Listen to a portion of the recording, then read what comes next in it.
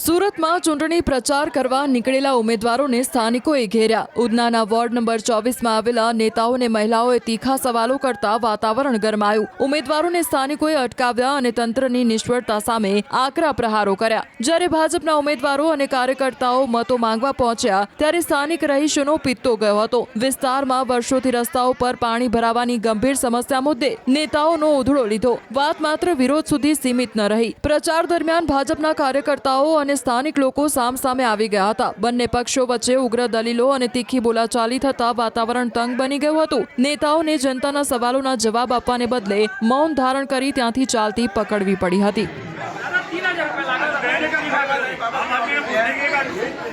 આ તરફ Udhna ward number 28માં પણ ભાજપના ઉમેદવારોને જનતાના ઉગ્ર રોષનો સામનો કરવો પડ્યો। અહીં પ્રચાર કરવા પહોંચેલા ઉમેદવારોને સ્થાનિક રહીશોએ ગંદા પાણી અને બિસ્માર રસ્તાઓના મુદ્દે બરાબરના ભીંસમાં લીધા હતા। રહીશોનો આક્ષેપ છે કે અનેક રજૂઆતો છતાં રસ્તા પર ભરાતા પાણીની સમસ્યા હલ કરવામાં આવી નથી। આ દરમિયાન ભાજપના કાર્યકરો અને સ્થાનિકો વચ્ચે જોરદાર તૂતુ મેમે થઈ હતી, જેના કારણે વાતાવરણ અત્યંત તણાવભર્યું બની ગયું હતું। જનતાએ સ્પષ્ટ સંભળાવી દીધું છે કે કામ કર્યા વગર માત્ર મતો લેવા નેતાઓને હવે ઉધનામાં એન્ટ્રી નહીં મળે। આ વિરોધ વંટોળે સાબિત કરી દીધું છે કે જનતા હવે લોલીપોપથી છેતરાવા તૈયાર નથી। मैं गाली दिया ही नहीं हूँ, गाली दिया नहीं हूँ। तू भी उंगली नीचे करके बात कर, उंगली नीचे करके बात कर।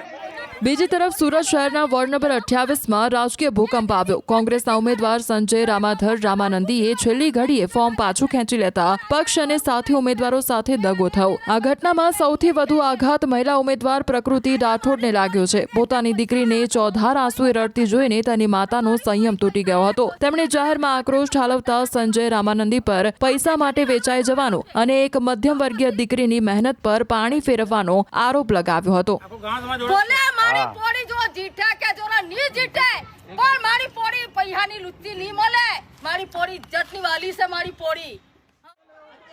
અમદાવાદના અસારવામાં સ્થાનિક સ્વરાજ્યની ચૂંટણીના પ્રચાર દરમિયાન વિરોધનો સૂર ઉઠ્યો। છેલ્લા 5 વર્ષના શાસનમાં કામ ન થયા હોવાના આરોપ સાથે હવે જનતાનો રોષ ફાટી નીકળ્યો છે। અસારવા વોર્ડમાં ભાજપના ઉમેદવારો મોટા ઉપાડે પ્રચાર કરવા પહોંચ્યા ત્યારે સ્થાનિકોએ સીધો જાકારો આપ્યો। કિસ્મત અને ઓમનગર સોસાયટીના રહીશોએ ગટર અને ગંદા પાણીની વર્ષો જૂની સમસ્યાનો ઉકેલ ન આવતા ભારે રોષ વ્યક્ત કર્યો। અસારવામાં સ્થિતિ એટલી હદે વણસી કે સ્થાનિકોએ ભાજપ હાય હાયના નારા લગાવી ઉમેદવારોને વિસ્તાર છોડી જવા મજબૂર કર્યા। એટલું જ નહીં, વિસ્તારમાં લાગેલા કમળનું ફૂલ અમારી ભૂલના પોસ્ટરો ઉતારવા ગયેલા નેતાઓ સામે પણ જનતાએ મોરચો માંડ્યો। વોર્ડના હોદ્દેદારોની સમજાવટ છતાં લોકોએ ભાજપ ભગાવોના નારા લગાવી ચારેય ઉમેદવારોને પ્રચાર કર્યા વગર જ વિલા મોઢે પરત જવા મજબૂર કર્યા હતા। 5 વર્ષની નિષ્ક્રિયતા સામે આજે અસારવાની જનતા હિસાબ માંગી રહી છે, જેના કારણે ભાજપના ઉમેદવારો માટે પ્રચાર કરવો હવે લોઢાના ચણા ચાવવા જેવો સાબિત થઈ રહ્યો છે। શું આ જન આક્રોશ ભાજપની જીતને રોકવામાં સફળ રહેશે તે અંગે સવાલો ઉભા થઈ રહ્યા છે। 3